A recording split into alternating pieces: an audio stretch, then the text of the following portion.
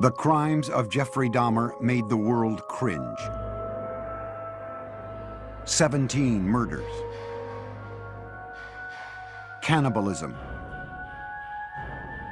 Sex with the dead. A man who made his Milwaukee apartment into a violent and erotic death chamber. One thing led to another. It took more and more deviant type behaviors to satisfy my urges. Dahmer even tried to create living sex zombies by injecting acid into their brains. Jeffrey Dahmer, it seemed, was as close to raw evil as the world had ever known. Jeffrey thought he was the devil. Jeffrey thought he was so evil that he was equal to the devil.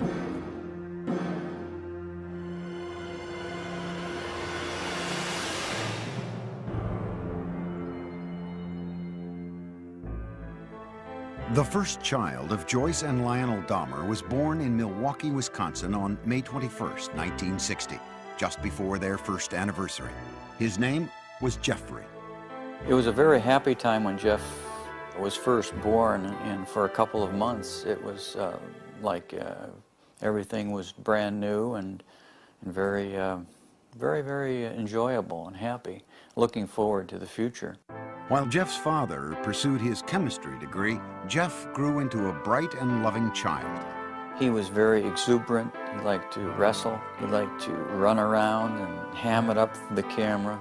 And he liked to play with kids. He liked to get together with them. And he was very outgoing. Jeff was also an extremely curious child. He seemed to want to play with things and feel things and get to know their texture, and he seemed to be very much in tune with what's around him. He just wanted to know what was going on. He had a fascination with animals as a youngster.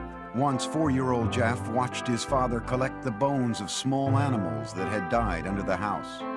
I brought him out, put him in a metal pail just to collect them all in one place, and they dropped in with sort of a clanking noise, and Jeff seemed kind of interested in that noise, and he took a hold and let them drop down in too. You know, in retrospect, everything looks grim and dark and sinister. You know, like, could that be the start of something evil? Well, I have to admit, it's simply just the curiosity of a child. Lionel finished his schooling with a PhD in chemistry. The family moved to Ohio, relocating 3 times before settling down on a nearly 2-acre wooded lot in the town of Bath, an hour's drive south of Cleveland. It was then that Lionel began to notice the previously gregarious Jeff had become shy and withdrawn. He did seem to be awkward socially and just didn't feel comfortable. To take his mind off the move, 7-year-old Jeff was given a dog, Frisky, whom he loved dearly. With people that he knew or his new pet, the next-door neighbor boy, he was very relaxed. But there was this shyness and feeling of inferiority that we were concerned about at that time. What the Dahmers thought their son needed was to feel more involved, so they let Jeff choose the name of their second son. Jeff named his brother David. Lionel also encouraged his son to participate in activities that would include contact with other kids. What we were trying to do was to involve Jeff with that activities with the thought that involvement would lead to human involvement, a forced, almost, interaction. And on the weekends, father and son planted gardens and raised sheep for competition in 4-H fairs. To commemorate their gardening days, young Jeff gave his father a handmade card with a poem. There's a picture of me eating an ear of corn on the front, and Jeff says, "The squash and the pumpkins can never compare to the kind of dad who has curly hair." And it says, "This poem is from Jeff, and I love you to death." When Jeff was 10, his mother was hospitalized and treated for anxiety. From there, his parents' marriage began to fail. Jeff's fascination with nature and small animals continued into his teenage years, when he became curious about what they looked like on the inside. For specimens, he collected roadkill. Riding around the country roads in Bath, carrying garbage bags, Jeff searched for carcasses. Jeff brought the roadkill he found into the backyard of the house, and there in the secrecy of the woods, he dissected the animals. I really have become convinced that that was sort of the starting point in this downward spiral of his. And it was associated with his puberty. And when you have hormones kicking into this terrible mixture, what he's doing, he's investigating insides of animals. And his sexuality was developing at the same time. Teenage Jeff was discovering that he felt sexually attracted only to men, but the thoughts of sex with men became interlocked with fantasies of killing another man and dismemberment. The fantasies excited him, but they were unspeakable. I think it was around age 14 or 15. Started having obsessive thoughts of violence intermingled with sex. And it just got worse and worse. I didn't know how to tell anyone about it, so I didn't. I just kept it all inside. The fantasies included lying next to an unconscious man. For the first time, Jeff's fantasies crossed the line from his mind into action. He devised a plan. He would knock out a local jogger with a bat and lie next to him. On the day he opted to wait for his victim, the jogger didn't run by. He never attempted the clubbing a second time. As he entered high school, his sexual fantasies traumatized him. To escape, he began drinking. On the way to classes in the morning, he would fill up a cup with hard liquor at a friend's house. And I remember sitting next to him in a first period, I believe, history class, and he had a styrofoam cup of scotch, I believe it was scotch. I remember saying, "Jeff, what is that?" And he threw his head back and he shook it and he said, "It's my medicine." But clearly he was getting drunk at 8 o'clock in the morning. At home, Jeff was watching his parents' marriage dissolve. When their bickering escalated to open fighting, he retreated to the forested backyard, slapping tree trunks with sticks. I'd leave the house, go out in the woods and sulk, brooding, wondering why they had to have such a rough relationship. He remained aloof with few interests and no close friendships, but he still seemed to have a sense of humor. On the high school tennis team, Jeff spent most of his time goofing around rather than playing a serious game. But more often than not, the jokes were at Jeff's expense. He gained a reputation as the class clown. Acting out in a bizarre or unexpected manner became known at his school as, quote, doing a Dahmer. All of a sudden you'd be walking down the hall and you'd hear someone yelling and hollering and running through the hallway, and it's Jeff Dahmer in the middle of the day, running, flapping his arms, yelling, hurricane drill, everybody hide. At one point, Jeff collected money from classmates in exchange for a show at the mall. And a woman is handing out samples of sunflower seeds, and Jeff is taking one and then another and being very polite like he always was, and then just spits them out all over the place and starts yelling at the top of his lungs, "I'm allergic, I'm allergic, I'm allergic," and runs away. During his junior year, Jeff went along on a school-sponsored trip to Washington, D.C. And Jeff said, "I have an idea, let's go see the vice president." And we sort of all laughed and said, "Yes, sure, the vice president." Jeff went to a payphone. When he returned, he announced that they would be seen in the office of Vice President Walter Mondale in 2 hours. He had explained that we were high school students from Ohio working on our school newspaper, and we were in town for a week, and could we come and talk to someone in the vice president's office? His slick talking worked. Dahmer had gotten his classmates inside the executive office building to meet with Mondale. In the classroom, Jeff was something of a model student. Very polite to adults, dressed very nice, very respectful to teachers. Did his work. He could be an A student if he wanted to. Other times he would fail a class because he had no interest. He could be very polite with very good manners, yes sir, no sir, when he spoke with teachers. He was perfecting his ability to fool authority figures. But as time went on, Jeff became less interested in his performance at school. No one really knew what was going on in his mind. He didn't open up to anybody. He didn't have any close friends. And he had really slipped away from his social life the older we got in high school. At the school near Bath, Ohio, Jeffrey remained an alcoholic outcast. His behavior was the subject of mockery from other students. I don't think he connected, he didn't engage with people.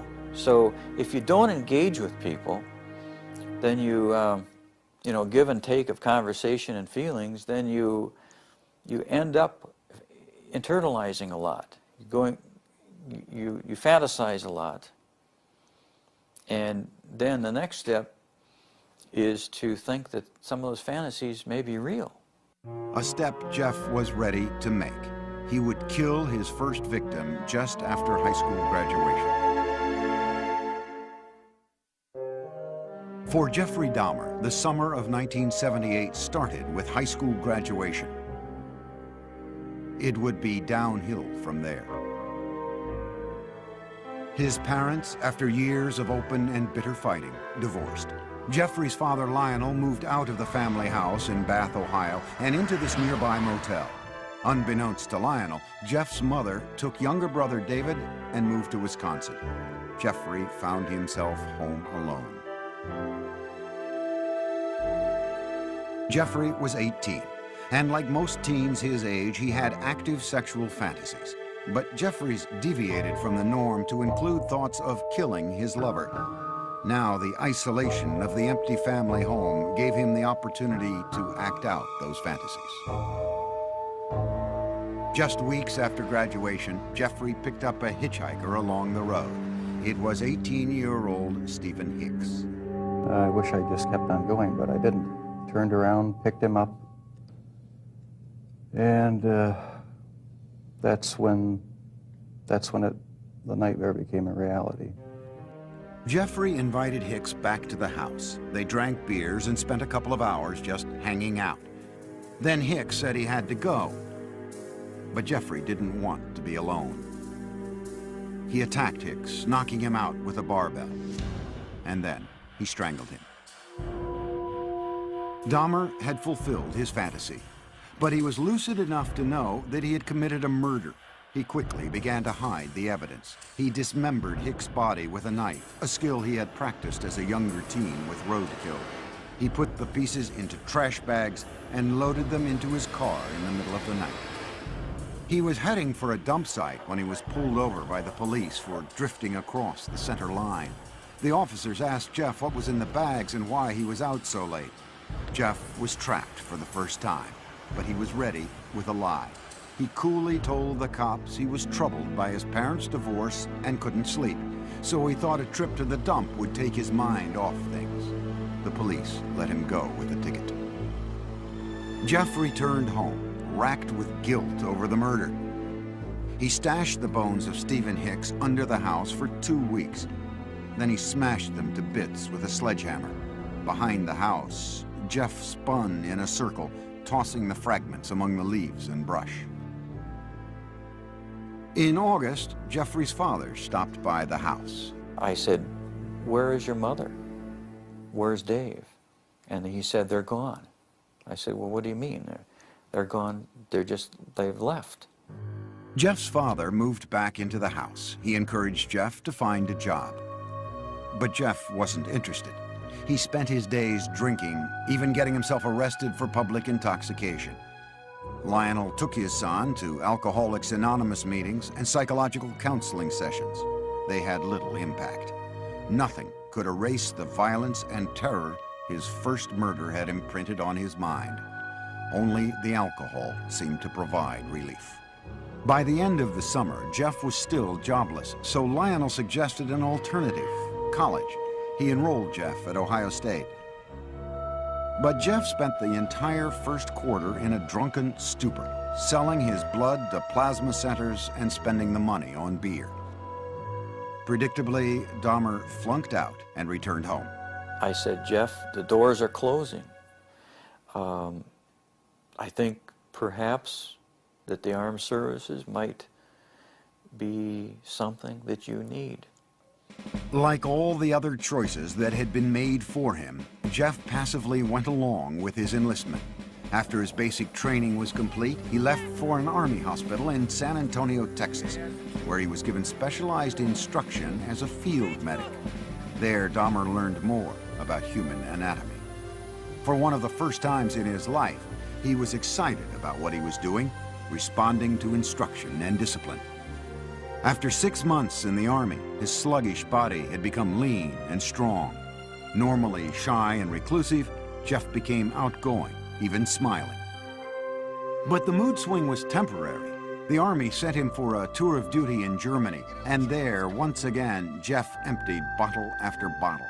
His superiors noticed and gave Dahmer an early discharge. He went directly to Miami Beach without contacting his family. He worked in a sandwich shop and lived out of a motel. When his booze bills exceeded the room costs, Jeff took to sleeping on the beach. And he was terrified one night when a rat, big, huge rat, came crawling over him, and he called us. He said, he needs some money. I said, we won't send you money, but we'll send you a ticket. You come home.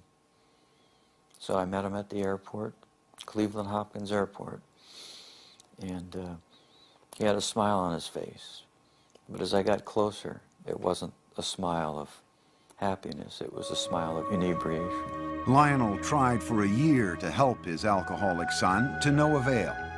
Jeff was sent to stay with his father's mother near Milwaukee. There, he seemed to find some stability at last, making a concentrated effort to turn his life around. He stopped drinking, went to church with his grandmother, and he fought what he believed were immoral homosexual urges, which eventually led to his inescapable fantasies about murder. Dahmer even found jobs, first at a blood bank and then working nights as a chocolate mixer in a candy factory. But the lifestyle of church-going and right living, as he called it, didn't last. After 3 quiet years in his grandmother's home, Jeff came face to face with his fears. At the library, a man handed him a note offering sexual favors. Dahmer declined, but he would later say the note was a turning point. It awakened sexual desires deep inside him. Specifically, he wanted the submissive company of another male. He wanted someone to fulfill his sexual needs, but he didn't want to be burdened by anyone else's needs. Jeffrey started with a perfectly submissive partner. He stole a store window mannequin. He kept the plastic man in his closet, bringing it out to masturbate onto until his grandmother found it and insisted he get rid of it. On his free nights, Jeffrey began exploring gay life in Milwaukee, browsing through porn shops and going to bathhouses. The bath clubs catered mostly to men seeking anonymous sex. To make his partners there submissive, Jeffrey gave them drinks laced with sleeping pills. When they fell unconscious, he would lie down next to them, listening to the sounds of their bodies, their heartbeats, their stomachs. But the drugging experiments ended when one man overdosed and spent a week in the hospital. Jeff was asked never to return to the club.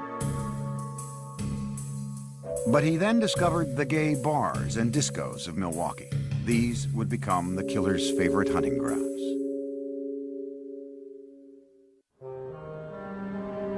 By his late 20s, Jeffrey Dahmer was settled in Milwaukee, living at his grandmother's and prowling the city's gay scene.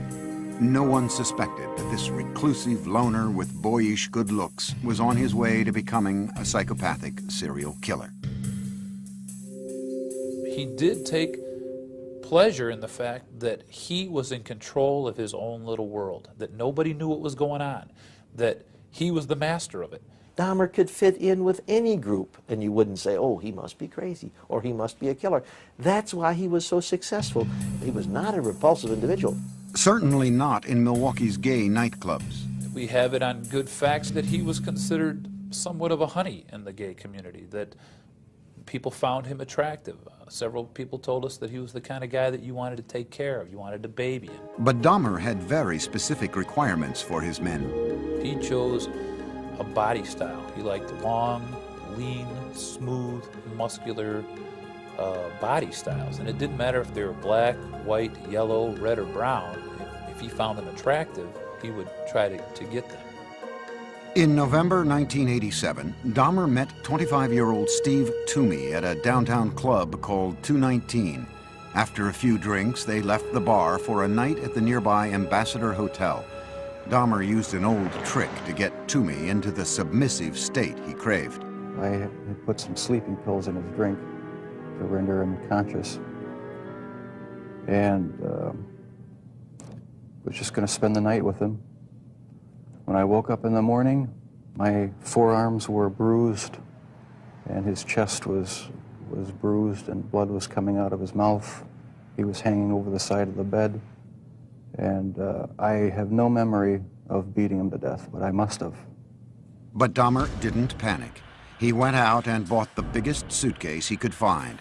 At the hotel, he crammed Toomey's body into the case, dragged it into a taxi, went back to his grandmother's house, and dismembered Toomey in the basement.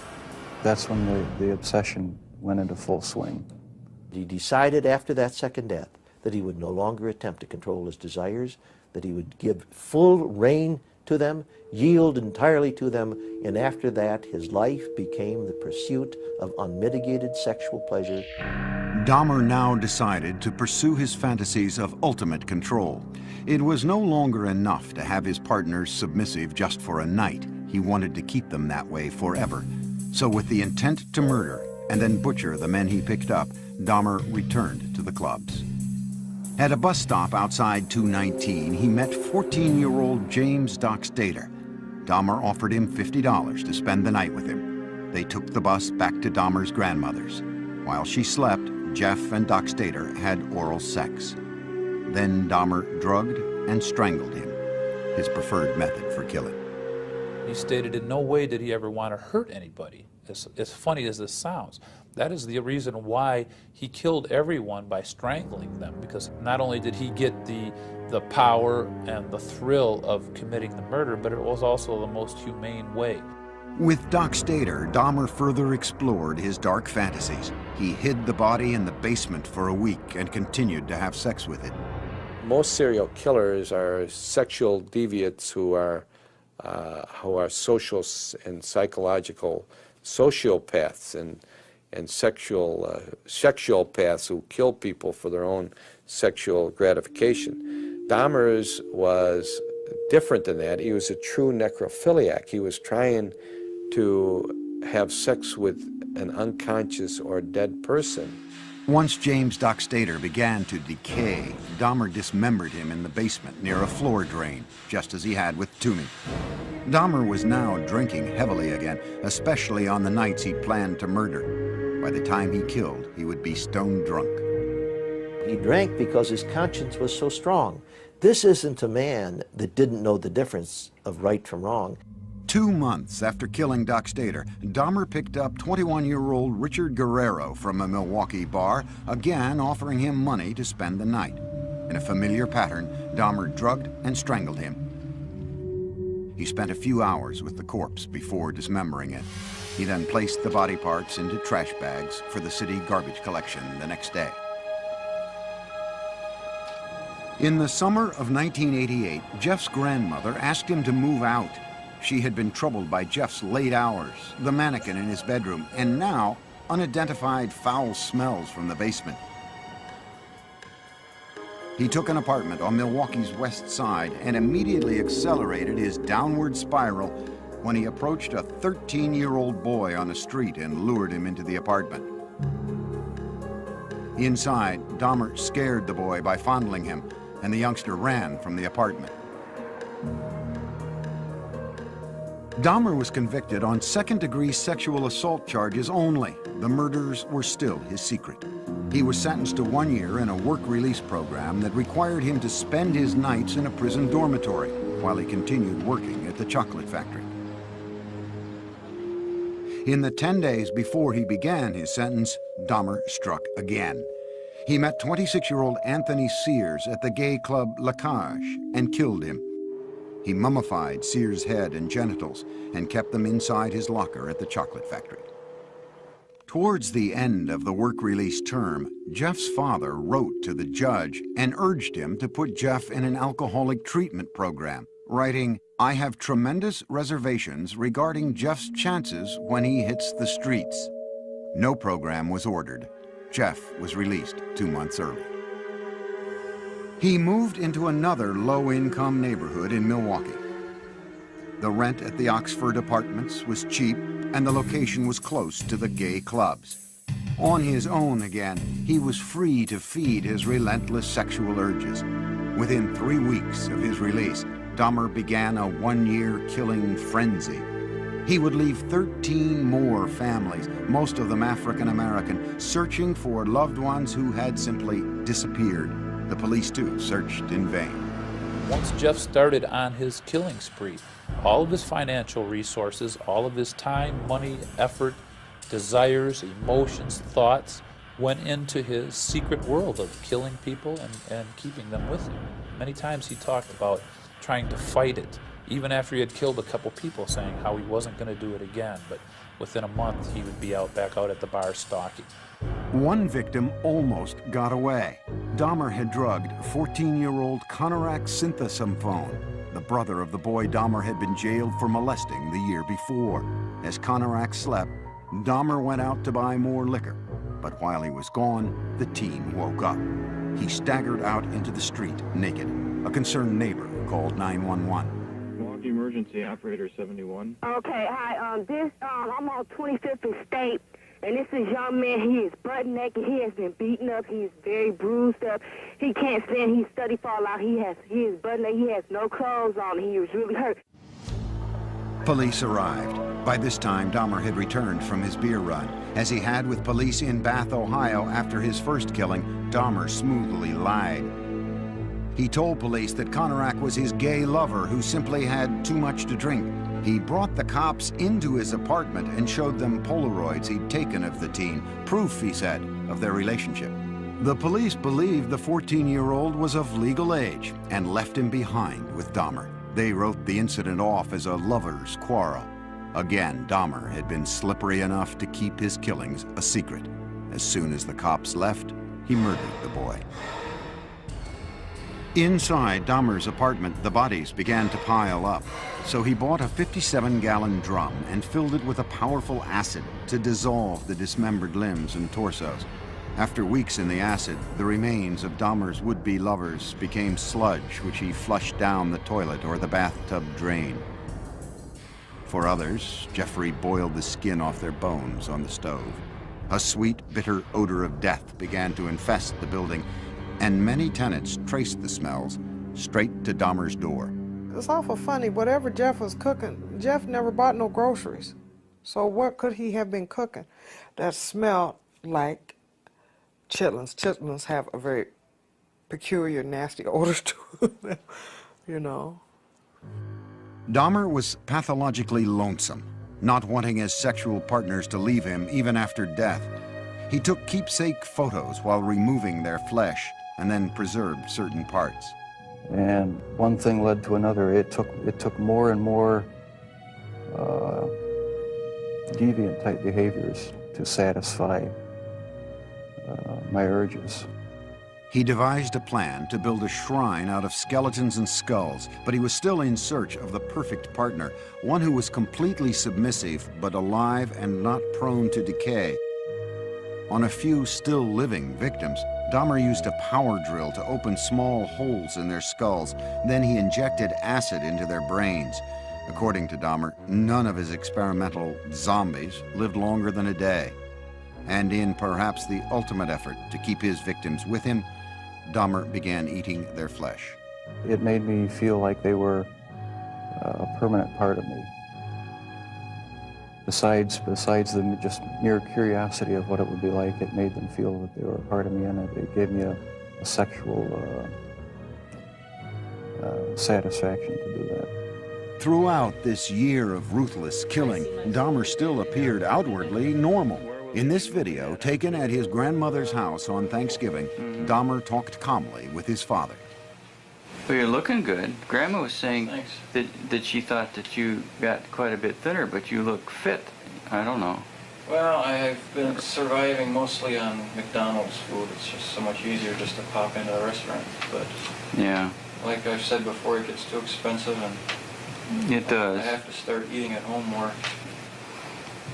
It's amazing how he could sit there and appear like he's, you know, clean cut, nice jacket on, and talking very hopefully about his job, intelligent. It's amazing how much a human being can hide from another human being. But careful as he was, Jeffrey Dahmer was about to run out of good lies. In July 1991, the city of Milwaukee discovered a serial killer, 31-year-old Jeffrey Dahmer. One man, Tracy Edwards, had managed to escape from the horrors of Dahmer's apartment and flag down a passing patrol car. When the officers entered the apartment, they found 83 Polaroids of bodies in various stages of dismemberment. There were more shocking discoveries in the kitchen. There were 4 fully enfleshed skulls still there, sitting in a refrigerator. One of the officers said he opened the icebox. He heard a scream. It was only later that he realized that it was he himself who had screamed. TV news cameras rolled as what was left of the victims was carried out. The 57-gallon drum filled with the torsos of 3 men. A freezer with dismembered limbs and flesh. Metal cooking pots with mummified hands and genitals. This time, there was no lie Dahmer could tell to save himself. He was walking in a pretty defeated manner. His shoulders were hunched, his head was down, he was sweating profusely. He kind of had a faint, kind of a whining, like a baby crying noise about him. At the police station, detectives began a marathon interview with the suspected killer. Dahmer at first blamed the booze instead of himself, saying he wouldn't have been caught if he hadn't been so drunk. But Dahmer was now clearly scared. The look of terror and almost hysteria that he had on his face in the interrogation room that first night as he was coming down off the alcohol and finally realizing that the gig was up. He was caught. He did cry several times. He went into a rage. Besides asking to kill himself, he stood up and pounced around a couple times. Once Dahmer sobered up, no one could guess at the gruesome details to follow. He made this statement: when I tell you what I'm going to tell you, you're going to be famous. And I tried to say, look, Jeff, there's nothing that you can tell me that is going to freak me out. And he laughed at that. He said, you don't know what I've done. Dahmer spent the next 6 weeks with the detectives, recounting the murders of 17 men, a 159-page confession. It seemed cathartic to Dahmer to finally get the deeds of the last 13 years off his chest. With the information from his confession, investigators went back to Dahmer's childhood home in Bath, Ohio. They raked up the shattered bones of Stephen Hicks, Dahmer's first victim. The Milwaukee County coroner started matching skulls with torsos, and the police began the sad task of notifying families. Dahmer pleaded guilty but insane. The issue of his sanity would be the sole question before the jury. You know immediately that it's going to be probably an insanity defense. What can you argue? You can't claim self-defense. You can't say you don't know how those bodies got there. Wisconsin had no death penalty, so if the jury found him sane, he would spend the rest of his life in prison. If they found him insane, he would be imprisoned in a mental facility. Dahmer himself couldn't understand why he enjoyed fantasizing about murder. Jeffrey thought he was the devil. Jeffrey thought he was so evil that he was equal to the devil. And he knew there was something wrong with him, but he didn't know what it was, but he never categorized himself as being insane. The man who entered the Milwaukee County courtroom in January 1992 appeared completely normal until the words of his confession were read in court by Lieutenant Dennis Murphy. He related this was a person he really liked. He indicated that he had filleted his heart and kept it in the freezer, and he also kept his bicep. He indicated that he had eaten the thigh muscle of this subject, but it was so tough he could hardly chew it. He then purchased a meat tenderizer and used it on the bicep. Dahmer's father, Lionel, sat in the courtroom beside his second wife, Sherry, stunned by what he heard. No one softened the blow for us. No one told us, no one prepared us with any of these details. How could this be? How could I have not known about it? Dahmer's crimes seemed to be devastating proof of insanity. What else could explain the actions of a man who had sex with the dead, dismembered their bodies, preserved their skulls, and ate their flesh, all for sexual gratification? But the law has a very strict interpretation of insanity. Dahmer's defense team had to prove two things. One, that he indeed suffered from a mental disease, and that it kept him from knowing right from wrong. Necrophilia, a compulsion to have sex with the dead, is recognized as a sexual disorder, but it does not make one legally insane. He argued that the necrophilic drive was such that he could not control it. But we don't accept that in the United States as a defense, no more than we accept a pedophilic drive of the man who wants to have sex with children. Ladies and gentlemen of the jury, I understand you have arrived at verdicts in this manner. In a 10-2 decision, the jury found Jeffrey Dahmer legally sane. Some relatives of Dahmer's victims sat quietly in court, others cried. Prior to his sentencing, they were allowed to express themselves before the judge. Jeffrey, I hate you! I hate you! Nothing's under control! Don't Jeffrey, I'll kill you! I'll get you, mother! I kill you! What's your name, fast? I kill you! Once order was restored, Dahmer spoke publicly for the first time. I feel so bad for what I did to those poor families, and I understand their rightful hate. I have seen their tears, and if I could give my life right now to bring their loved ones back, I would do it. I am so very sorry.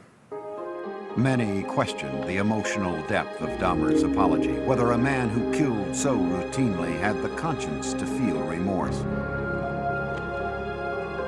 The judge sentenced Dahmer to a 937-year prison term, but it would last only a few tormented years.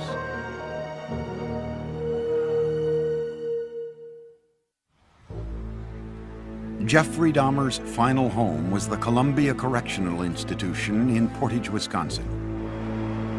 His former residence at the Oxford Apartments in Milwaukee stood as a painful reminder of the lives that ended there. So in November 1992, it was demolished. In his prison cell at the age of 32, Dahmer's life became a conflicted introspection, trying to sort out the blame for his killing nature and seeking divine forgiveness for it. He had spent time in church as a boy and with his grandmother as an adult, but had lost his religion during the murder spree. Dahmer placed the blame for the murders on his atheistic beliefs and the theory of evolution. He said, if it all happens naturalistically, what's the need for a God? Can't I set my own rules? Who owns me? I own myself. Yet Jeffrey was still a contradiction, for he was always quite willing to blame the devil for taking over his soul. The serial killer wondered now what would happen to him when he died. Dahmer decided he wanted to be baptized. Evangelist Roy Ratcliffe was called by the prison minister to talk with the inmate in April 1994. He was a very affable, congenial, likable sort of person. I always felt like I was dealing with a small boy in a grown-up man's body. He could get real excited and interested in neat or cool things that a little boy would get involved in. 1 month later, Dahmer was taken to the prison medical center, where he was baptized in a whirlpool. On the way, we walked by other prisoners who were coming by with mops and brooms and various cleaning devices, and they looked up, and the only one they saw whom they recognized was Jeff, and so they called out in a very friendly, banter, "Hey, JD, how's it going?" And he called back, "I'm going to be baptized, this is great." Dahmer appeared to be making a remarkable transformation in prison. He would ask questions. He he would say, but wait, what about this? What about that? So uncharacteristic of the earlier years. You know, go back to senior year in high school, you wouldn't get any of that. He was so interactive and so concerned about our welfare. You know, he was reaching out. He was rehumanizing. But those dark, haunted fantasies remained with Dahmer. I'll probably have to live with it for the rest of my life. I wish it would go away. I wish there was some way to completely get rid of the compulsive thoughts, the feelings. Dahmer got another reminder of his past when he was visited by Teresa Smith. Jeffrey had killed her brother, Eddie. First thing when he did when he came in is apologize for killing my brother. I asked him why my brother, and he said he seen the way he danced, you know, and he liked the way he looked, and he said I was just attracted to him. He said he had strangled him, and then he was trying some new experiment or something with preserving the skull and the body and whatever, and it didn't work. So he had to destroy him. Dahmer had spent his entire adult life as the predator. But now in prison, he became the prey. The notorious serial killer was a target for other inmates. In August 1994, he was attacked in the prison chapel with a crudely fashioned knife. He survived. But on November 29th, 1994, inmate Christopher Scarver, who called himself Christ, bludgeoned Dahmer with a metal rod from the prison gym. Dahmer died on the way to the hospital. Among his last wishes, Dahmer had asked to be cremated.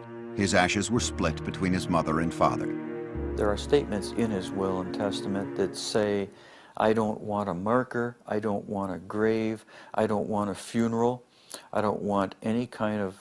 He's saying, I want to be wiped out. But the horrible questions that his life of killing posed do continue, and they defy answers. There's a mystery of mysteries that will never be solved, even if he lived. I don't know that what he was all about would ever be solved, except maybes. It's hard when there's no explanations. Sure, there were red flags in Jeff's life, but no one knew about him. He was so secretive and so careful.